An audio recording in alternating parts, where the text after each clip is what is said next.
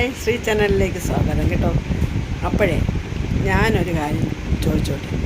നമ്മൾ കേൾക്കേണ്ടി വരുന്ന നമ്മളുടെ ജീവിതത്തിൽ ഞാൻ എന്ന വ്യക്തി അല്ലെങ്കിൽ കേൾക്കേണ്ടി വരുന്ന അവഗണന, കുറ്റപ്പെടുത്തലുകൾ, ഒറ്റപ്പെടുത്തലുകൾ,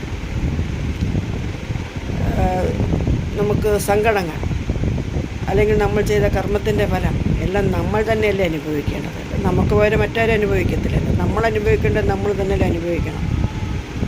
ഒരു കുടുംബജീവിതത്തിൻ്റെ ഒരു താളപ്പുഴ ഉണ്ടാകുമ്പോൾ പോലും അതിൻ്റെ നമ്മൾ തന്നെയല്ലോ ആ വേദനകൾ അനുഭവിക്കേണ്ടത് അല്ലേ.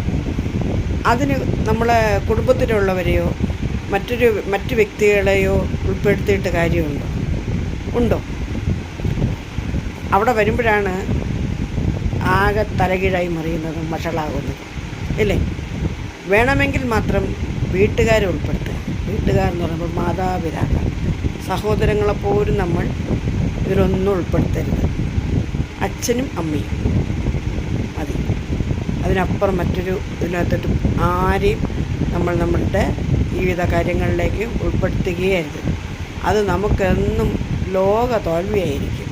ലോക പരാജയം, തോൽവി, ദുഃഖങ്ങൾക്കിടയാകും, നഷ്ടങ്ങൾക്കും ഇടയാകും. അപ്പോൾ അതില്ലാതെ മുന്നോട്ട് പോകുന്നതല്ലേ നമുക്ക് നല്ലത് അല്ലേ. ഞാൻ ആവർത്തിച്ചിട്ടുണ്ടെങ്കിൽ ഒന്ന് പറയണേ. ചില കാര്യങ്ങളൊന്നും എൻ്റെ മൈൻഡ് സെറ്റിൽ നിൽക്കത്തില്ല. അപ്പോൾ നമ്മൾ നേരത്തെ പറഞ്ഞിട്ടുള്ളതായിരിക്കും. എന്നിരുന്നാലും നിങ്ങൾ ഒന്നുകൂടെ എന്നോടൊന്ന് പറയണേ. ഇച്ചിരി തിരക്കിലാണേ, വന്നിട്ട് കാര്യം പറയാം കേട്ടോ. അപ്പോൾ നമുക്ക് വീണ്ടും കാണാം കേട്ടോ. അപ്പോൾ ഇന്നത്തേക്ക് എല്ലാവർക്കും നല്ലൊരു ശുഭദിനം, നല്ലൊരു ദിനമായിക്കോട്ടെ. എൻ്റെ പ്രാർത്ഥനയും ഈശ്വരൻ്റെ കടാക്ഷവും എല്ലാവർക്കും ഉണ്ടാകട്ടെ.